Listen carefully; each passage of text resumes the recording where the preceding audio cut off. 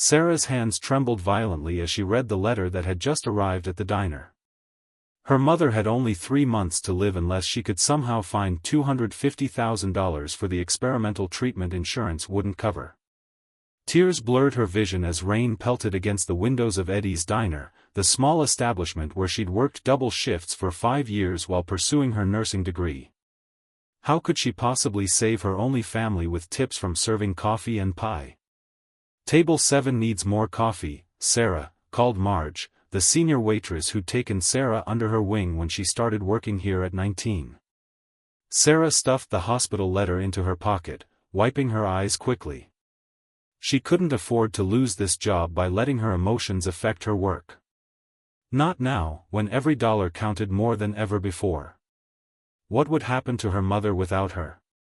And what would happen to Sarah without the only person who had always believed in her? "Coming right up," Sarah replied, forcing a smile that didn't reach her eyes. She grabbed the coffee pot and headed toward table 7, wondering if she could pick up even more hours or find a second job. Perhaps she could sell her car, though the ancient Honda was barely worth anything. As she refilled cups, her mind raced with desperate calculations, each one leading to the same devastating conclusion: there was simply no way to earn that kind of money in time. The weight of this impossible situation pressed down on her chest, making it difficult to breathe. If you're feeling moved by Sarah's struggle already, please hit that like button to help more people discover her story. The dinner rush had ended, and the torrential downpour outside had driven most customers home. Sarah was wiping down tables when the bell above the door jingled. An elderly man stood in the doorway, completely soaked, confusion evident on his weathered face. Water dripped from his gray hair onto a once elegant but now sodden overcoat. "Sir, you're drenched." "Come in, please," Sarah called, hurrying to grab a clean towel from behind the counter. The old man looked at her with cloudy blue eyes that seemed lost. I don't remember where I live," he admitted, his voice barely audible above the storm. "My mind isn't what it used to be, and this rain, everything looks different." Sarah guided him to a booth and draped the towel around his shoulders. "Let me get you some hot coffee, on the house," she said, though she knew Eddie would dock it from her pay if he found out. But she couldn't turn away someone in need, especially not tonight when her own helplessness was so raw. "What's your name, sir?" she asked, setting a steaming mug before him.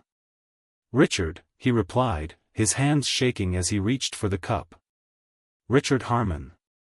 At least that much I remember." He gave a self-deprecating smile that broke Sarah's heart. For the next hour, as the diner emptied completely, Sarah sat with Richard, gently coaxing details that might help identify where he lived. She learned he had been a professor once, that he loved Bach and hated celery, but concrete details about his current life remained frustratingly elusive. When her shift ended at 11 p.m., she made a decision that Marge warned was foolish. "You can't take home every stray that wanders in here, Sarah," Marge cautioned. "He could be dangerous." But Sarah couldn't abandon him. "I have a pull-out couch.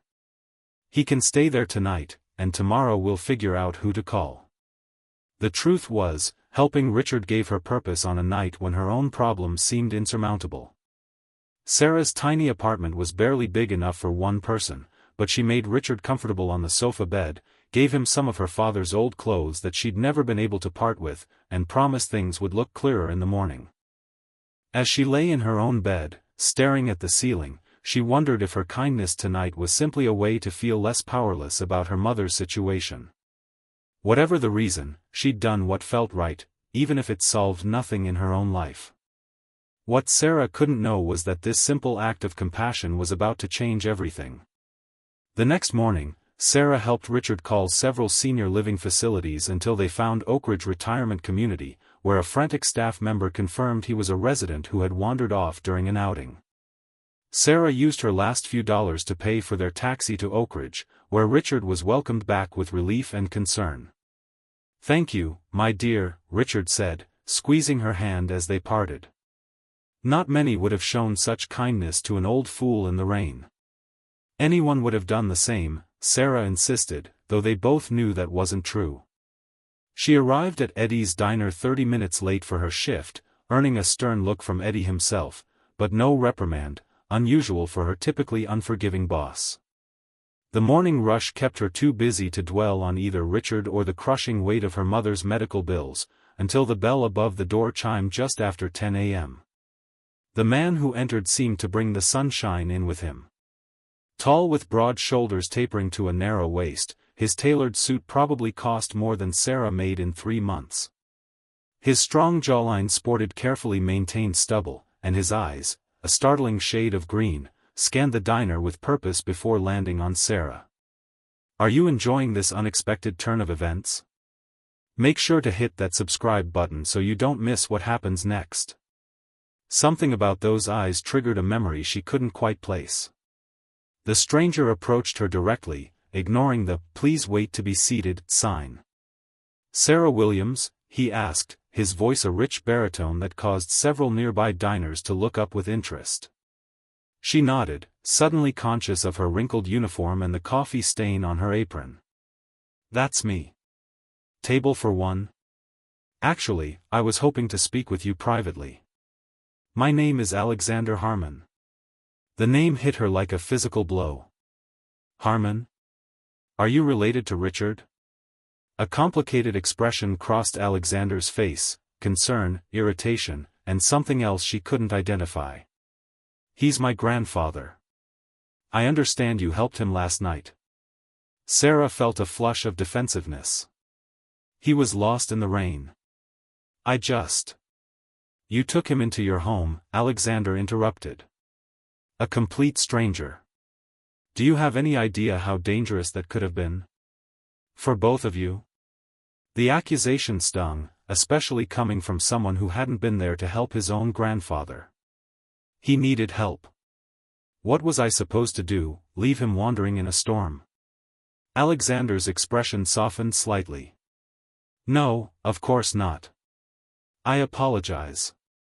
It's just, my grandfather has early-stage dementia. He's never wandered off before, and when the facility called me this morning." He ran a hand through his perfectly styled hair. "I've been frantic." Sarah's anger dissipated. "He's a sweet man. I was happy to help." "That's actually why I'm here," Alexander said. "I'd like to repay your kindness. Perhaps we could discuss it over dinner tonight?" Before Sarah could respond, Marge appeared at her elbow. "Sarah, honey, table 9 needs you." She gave Alexander an appraising look. "And you, handsome, can't monopolize our best waitress during the rush." Alexander smiled, a devastating flash of perfect teeth that transformed his serious face into something from a magazine cover. "Of course. Sarah, I'll wait until your break." As Sarah hurried to table 9, her mind was spinning. There was something peculiar about Alexander Harmon showing up like this. Why would a man in a suit that expensive care about repaying a simple kindness to a waitress? And why did that dinner invitation make her heart race despite the fact that he'd started their conversation by criticizing her? 20 minutes later, when Eddie grudgingly allowed her a 10-minute break, Sarah found Alexander waiting patiently in a corner booth, a cup of untouched coffee before him. "I don't need repayment," she said, sliding into the seat across from him. "Anyone would have done the same." "That's where you're wrong," Alexander replied, his green eyes intense.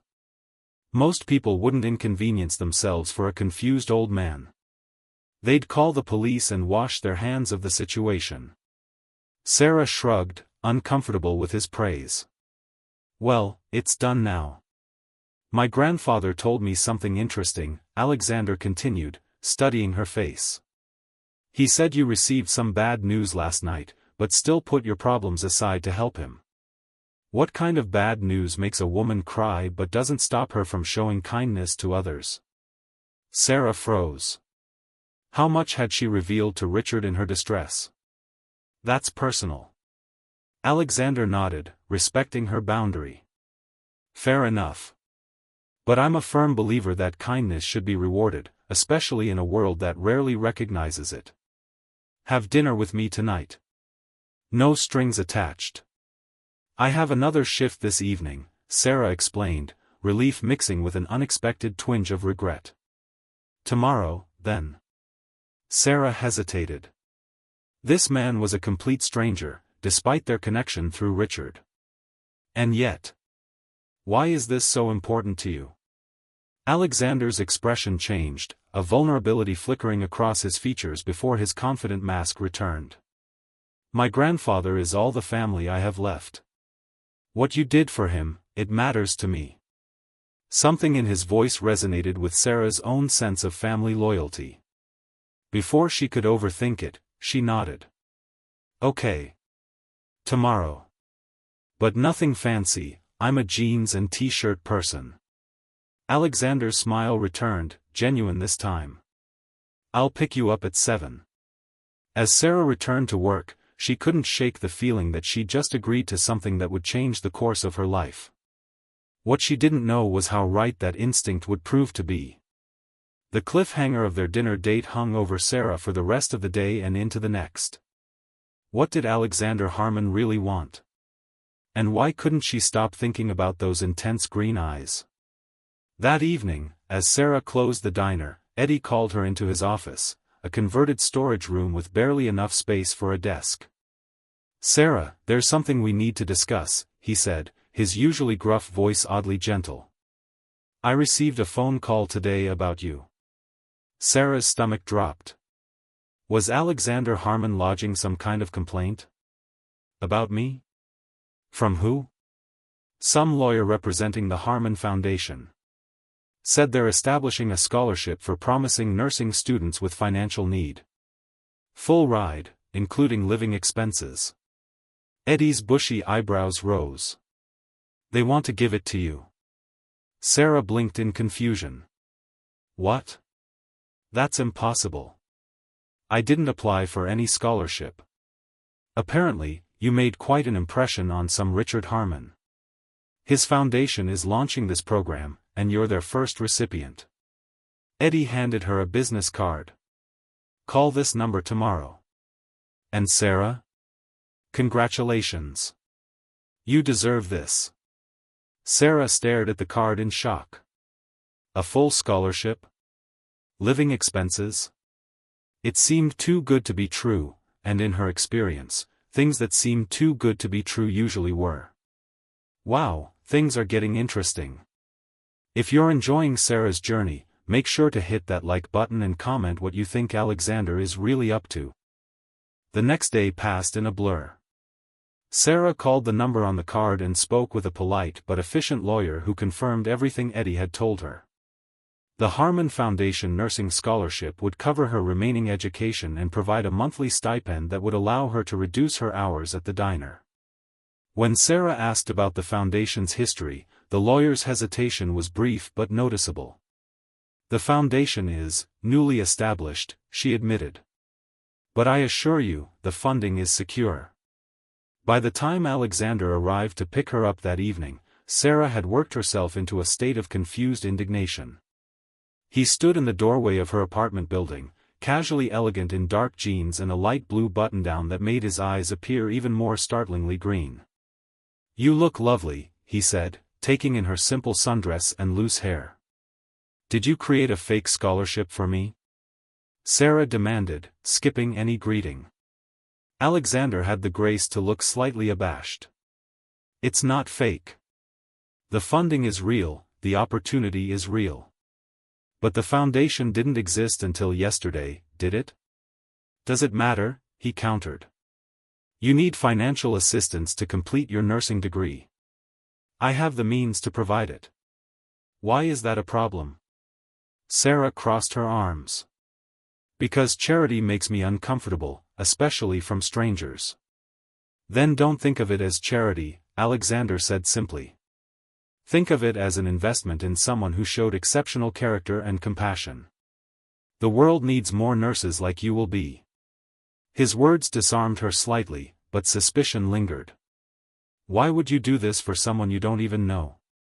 Alexander's expression grew serious. Have dinner with me, and I'll explain everything. Against her better judgment, Sarah agreed, and soon they were seated at a small Italian restaurant that somehow managed to be both elegant and cozy. After they ordered, Alexander leaned forward, his fingers interlaced on the table. "My grandfather doesn't have early-stage dementia," he said quietly. "He has late-stage dementia. He's been declining for years, and that night in the rain, it wasn't the first time he's wandered off. It was just the first time someone treated him with dignity instead of annoyance." Sarah's heart ached for both Richard and the pain evident in Alexander's eyes. "I'm so sorry. I've hired the best care money can buy," Alexander continued. "But what he needed that night wasn't medical expertise, it was simple human kindness. You gave him that when I couldn't be there." "That still doesn't explain the scholarship," Sarah pointed out gently. Alexander took a deep breath. "When I visited him yesterday, he recognized me, a rare occurrence these days. And he told me I needed to help the angel with the sad eyes. That's what he called you. He said you were worried about your mother." Sarah felt her chest tighten. So she had mentioned her mother to Richard during her distress. "My mother has pancreatic cancer," she admitted softly. "There's an experimental treatment that could help, but insurance won't cover it, and it costs $250,000, Alexander finished for her. Sarah stared at him in shock. "How did you know that?" "Because I made it my business to know," he replied, holding her gaze steadily. "The scholarship is real, Sarah. But it's not the only thing I want to offer." "I don't understand." "I want to pay for your mother's treatment." The world seemed to tilt beneath Sarah. You can't, we don't even know each other." "I know enough," Alexander said simply. "I know you showed kindness when there was nothing in it for you. I know you're working yourself to exhaustion trying to save someone you love. And I know I have the resources to help." Sarah shook her head, overwhelmed. "Why would you do this?" Something dark and vulnerable crossed Alexander's face. "Because 3 years ago, my mother died of the same cancer. I had all the money in the world, and it made no difference because we caught it too late. You have a chance I never had, and I need to give that to you."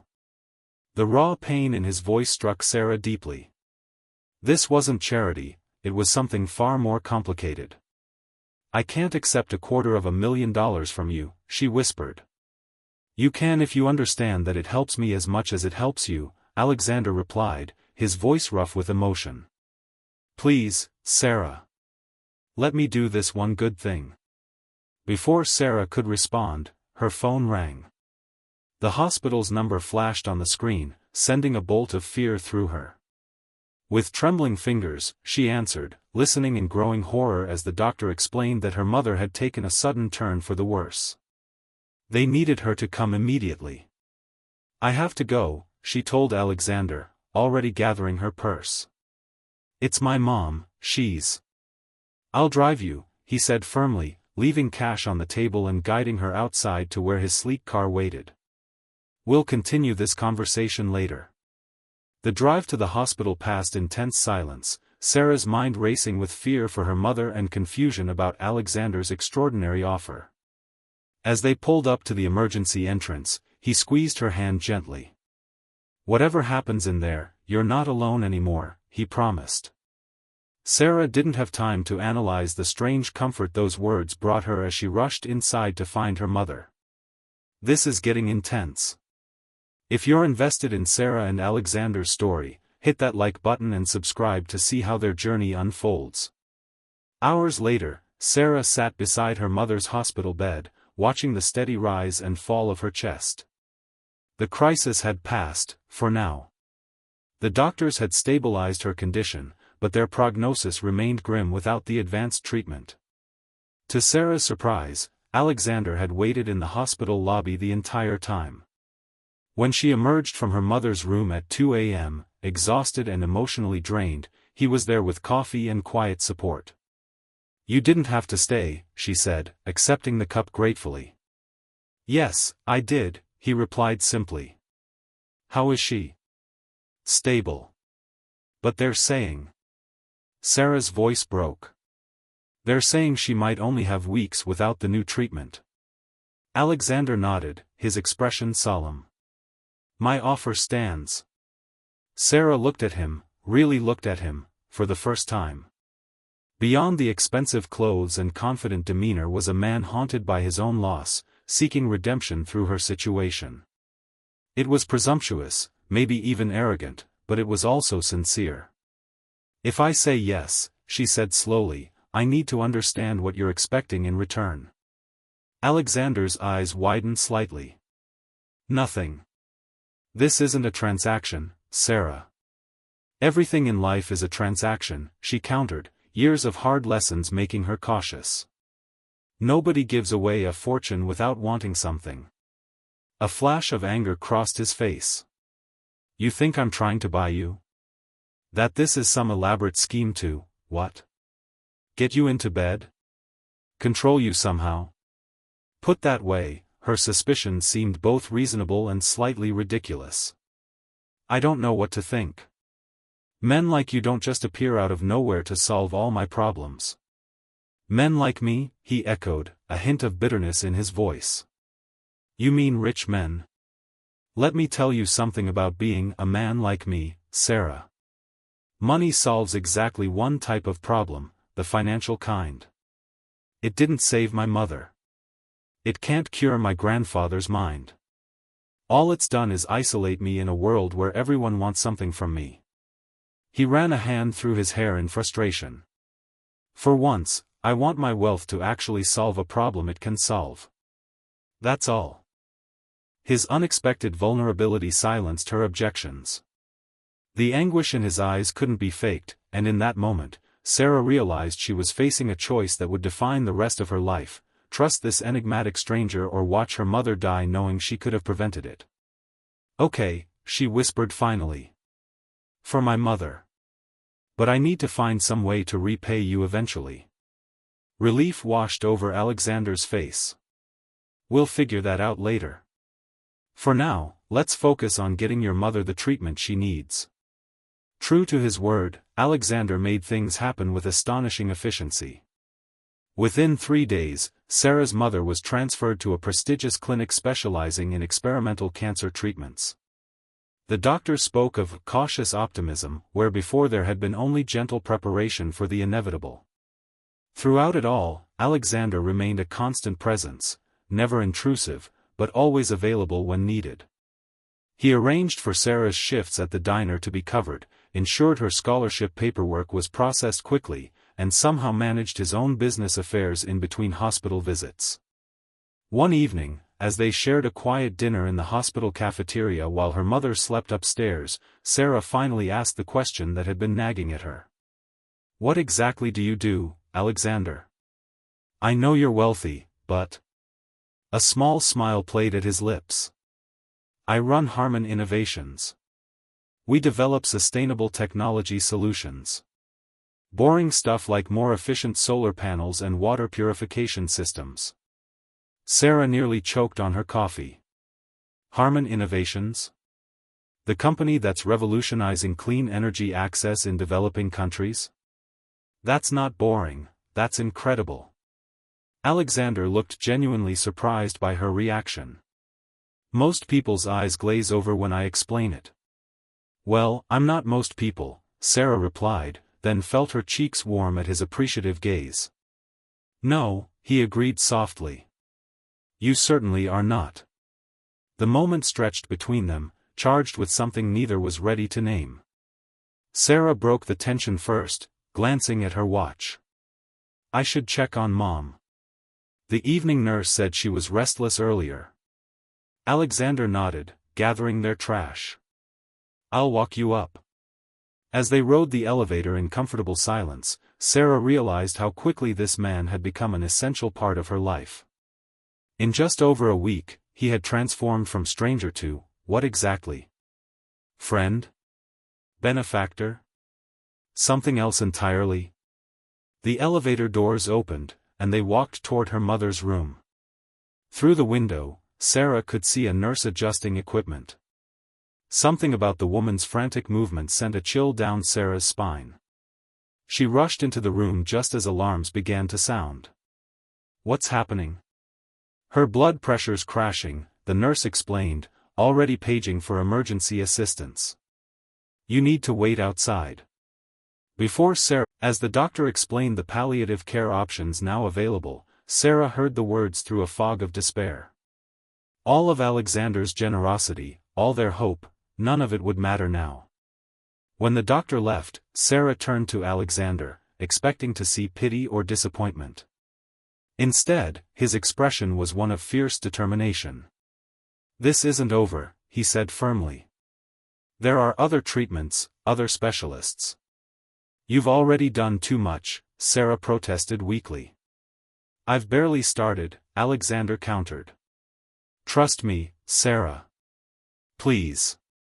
And despite everything, despite the rational voice telling her that hope was dangerous now, Sarah found herself nodding. Because in Alexander's eyes, she saw something she desperately needed, the absolute refusal to accept defeat. What happened next would test not only Sarah's trust in Alexander but her understanding of herself and what she was willing to risk for both love and life. Can Sarah and Alexander find another way to save her mother? Hit subscribe now to make sure you don't miss the conclusion to their emotional journey. The following week unfolded in a blur of medical consultations and increasingly desperate options. Alexander flew in specialists from around the world, each offering a slightly different approach, but all ultimately delivering the same verdict: without the aggressive treatment her body couldn't tolerate, Sarah's mother had months at best. Throughout this whirlwind, Alexander remained steadfast, but Sarah could see the toll it was taking on him. The shadows under his eyes deepened, and more than once she caught him staring into nothing, his expression haunted by memories of his own mother's battle. One night, as they sat in the hospital garden during a rare moment of quiet, Sarah finally said what she'd been thinking for days. "You don't have to keep fighting this battle, Alexander. It's not your responsibility." He looked at her, surprise evident in his tired eyes. "Is that what you think I'm doing? Fulfilling some obligation? Aren't you?" Sarah asked softly. "You've moved heaven and earth for a woman you've never met because you couldn't save your own mother. That's not sustainable." Alexander was silent for a long moment. "You're right that I'm driven partly by my own loss," he finally admitted. "But that's not the only reason I'm here." "Then what is?" Sarah pressed, needing to understand. Alexander turned to face her fully, the garden lights casting half his face in shadow. "I'm here because in the past 2 weeks, I've seen more courage, grace, and genuine love than I've encountered in years of moving through the world I inhabit. I'm here because when I'm with you, the cynicism that's become my default melts away." He took a deep breath. "And I'm here because I think I'm falling in love with you, and it terrifies me." The confession hung in the air between them, unexpected and overwhelming. Sarah stared at him, speechless. "I know it's too soon," Alexander continued, looking away. "I know there are 1,000 reasons why this makes no sense.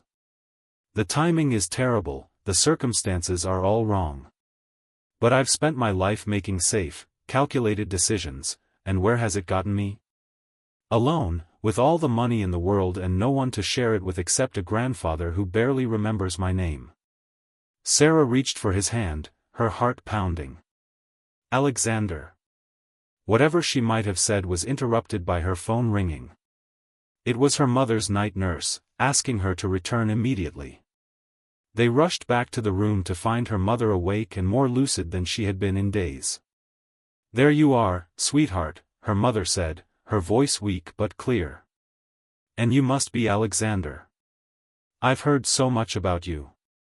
Alexander appeared momentarily startled to be addressed directly. "It's a pleasure to meet you, Mrs. Williams, though I wish it were under better circumstances." "Ellen, please," she corrected him with a small smile. "And these circumstances have shown me exactly who my daughter keeps by her side when things get difficult. That tells me everything I need to know about you." Sarah felt tears threatening. Her mother had always possessed an uncanny ability to see through to the heart of situations, and people. The doctors say you need to rest, Mom, Sarah said gently, trying to mask her concern. Ellen Williams fixed her daughter with a knowing look. I've been resting for days, Sarah. What I need now is to speak with both of you. She gestured to the chairs beside her bed. Please sit. When they were settled, Ellen continued, her frail hand reaching for Sarah's. I've made my peace with what's coming, even if you haven't. And before things progress any further, I need you both to listen carefully. Sarah wanted to protest, to insist that they hadn't exhausted all options yet, but something in her mother's expression stopped her. Alexander, Ellen said, turning her gaze to him. My daughter tells me you've been moving mountains trying to save me. He shifted uncomfortably. I've only been connecting her with resources.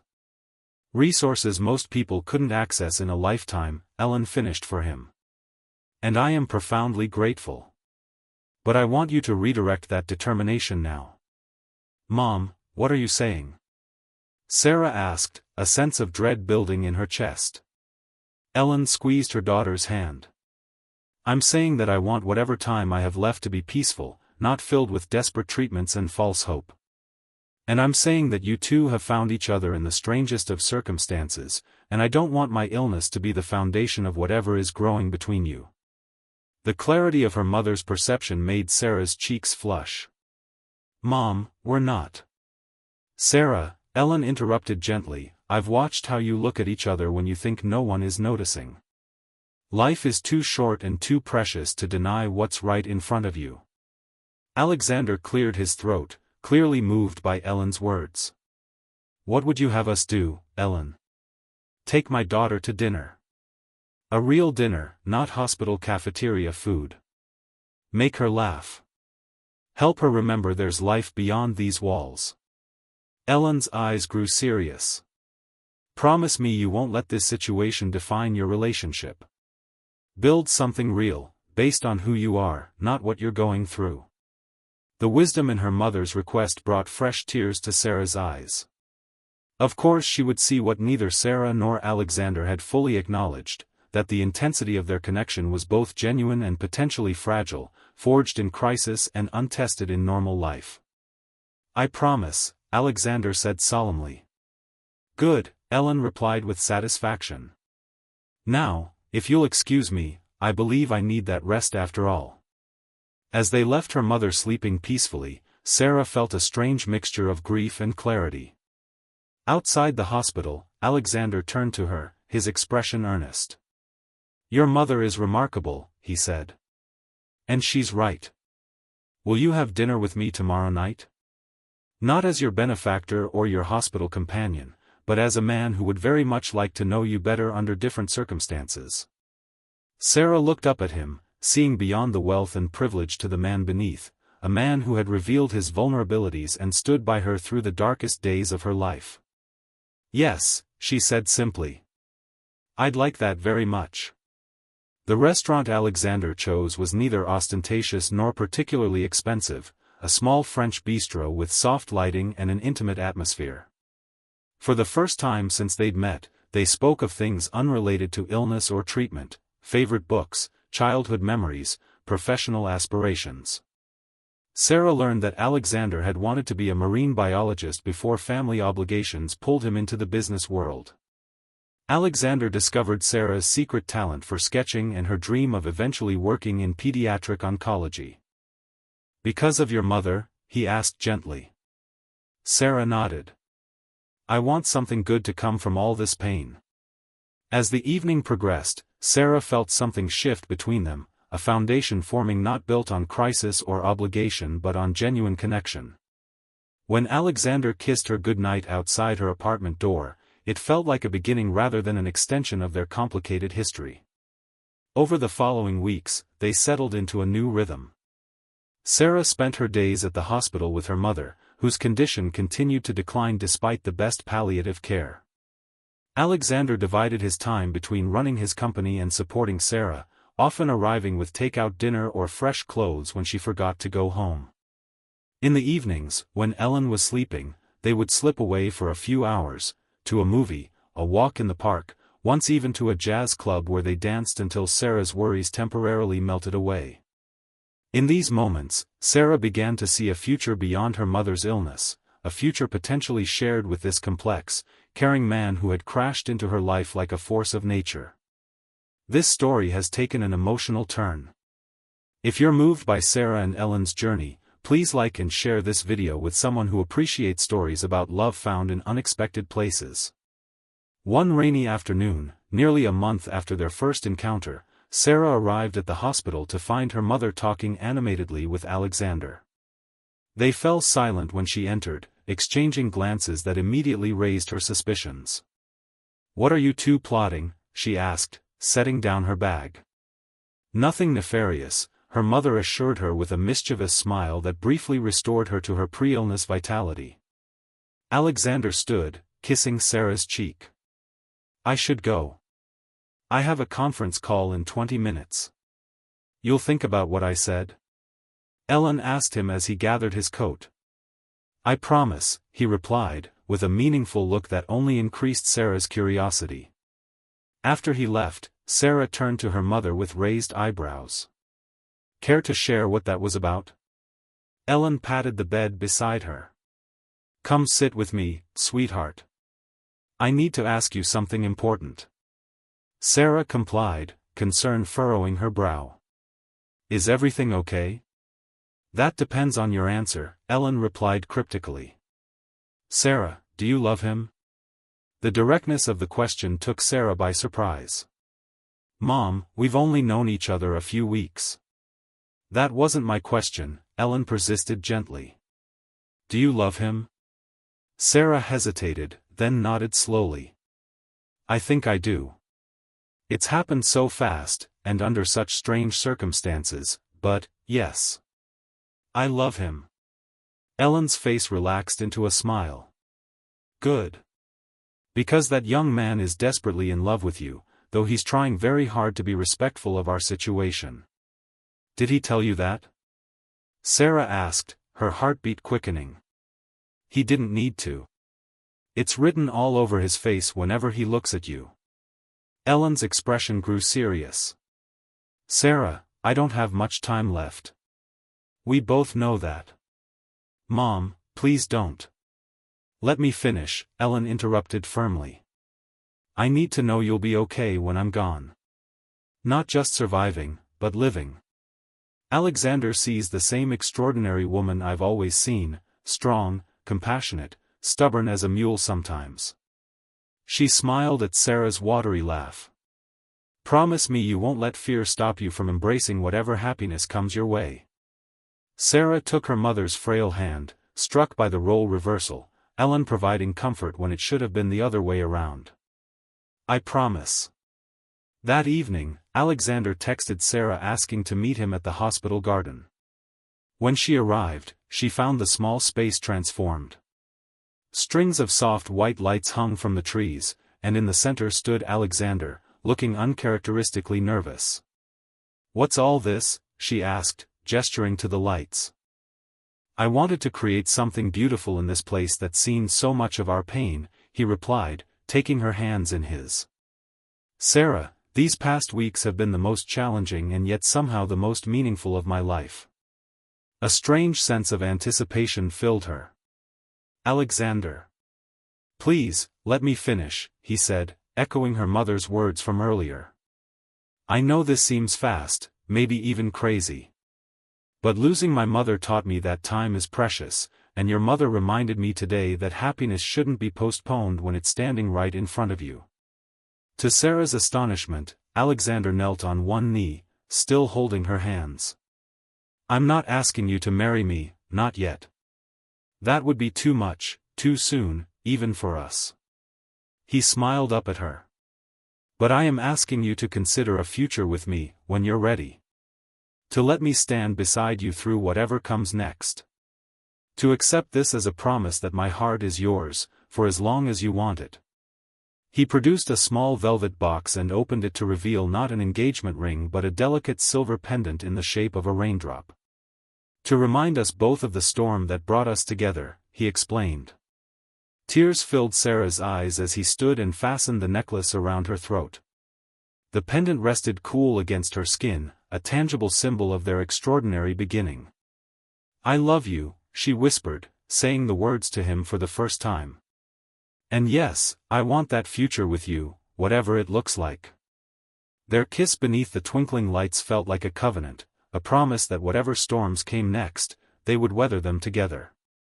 3 days later, Ellen Williams passed away peacefully in her sleep, with Sarah holding one hand and Alexander the other. Her last words to her daughter had been, "Remember your promise. Live fully, love deeply." The weeks that followed were a blur of grief and practical matters. Alexander handled the funeral arrangements with quiet efficiency, allowing Sarah space to mourn while ensuring she wasn't overwhelmed by details. When she was ready to return to her nursing studies, he helped her find a smaller apartment closer to campus, never pressuring her to move in with him despite his obvious desire to protect and care for her. 6 months after Ellen's death, Sarah stood on the balcony of Alexander's penthouse, looking out at the city lights. So much had changed since that rainy night when she'd helped a lost old man find his way home. She was halfway through her nursing program now, maintaining a perfect GPA despite her grief. Alexander's company had launched a revolutionary new solar technology, and he'd established a foundation in Ellen's name to help families navigating terminal illness. And Richard Harmon, against all medical expectations, had experienced a period of remarkable clarity. Though his dementia remained severe, he recognized Alexander consistently now and had formed a special bond with Sarah, often telling nurses she was the angel who brought his grandson back to life. "Penny for your thoughts," Alexander said, joining her on the balcony and wrapping his arms around her from behind. Sarah leaned into his embrace. "I was just thinking about how life can change in an instant. One night in the rain, one act of kindness. One extraordinary woman," Alexander added, kissing the top of her head, "who somehow made a cynical billionaire believe in something greater than success." Sarah turned in his arms to face him. "Do you ever regret it? Getting involved in my complicated life when you could have just written a check and walked away?" Alexander's expression grew serious. "Sarah, before you, I had everything and nothing. Wealth, success, respect, but no purpose beyond the next acquisition, the next breakthrough. You taught me that true wealth isn't measured in dollars but in how much love we give away." He reached into his pocket and produced another small velvet box, this one unmistakably containing a ring. "I think 6 months is a respectable waiting period, even for a relationship that started as unconventionally as ours," he said, a hint of nervous humor in his voice. "Sarah Williams, would you do me the extraordinary honor of becoming my wife? Not because I rescued you or you rescued me, but because together we're better than either of us could ever be alone." As Sarah looked into the eyes of the man who had entered her life through the strangest of circumstances, she felt her mother's presence, urging her toward happiness. The pendant at her throat seemed to warm against her skin as she gave her answer, the answer that would begin the next chapter of a love story that began with compassion in the rain. "Yes," she said simply. 1,000 times, yes. Their wedding, held the following spring in the garden where Alexander had given Sarah the raindrop pendant, was intimate but joyful. Richard Harmon, having one of his good days, proudly walked Sarah down the aisle in Ellen's place. In her bouquet, Sarah carried a small photograph of her mother, ensuring her presence on this important day. As they exchanged vows beneath a canopy of flowers, Sarah and Alexander both reflected on the extraordinary chain of events that had brought them together: a lost old man in the rain, a desperate daughter seeking to save her mother, and the unexpected love that had bloomed in the midst of life's harshest storm. Life doesn't always give us the endings we hope for, but sometimes it provides beginnings we never could have imagined. Sarah lost her mother but found a partner who understood her grief because he had walked the same path. Alexander, who had everything money could buy, discovered the one thing it couldn't purchase: a heart that matched his own in compassion, strength, and the courage to love deeply despite life's uncertainties. And somewhere, Sarah liked to think, her mother was smiling down at the happiness that had indeed come her way, just as Ellen had wished. If this story touched your heart, please like, subscribe, and share it with someone who needs a reminder that even in our darkest moments, unexpected light can find its way in. Remember that one act of kindness can change not only another person's life but your own as well. Thank you for joining Sarah and Alexander on their journey.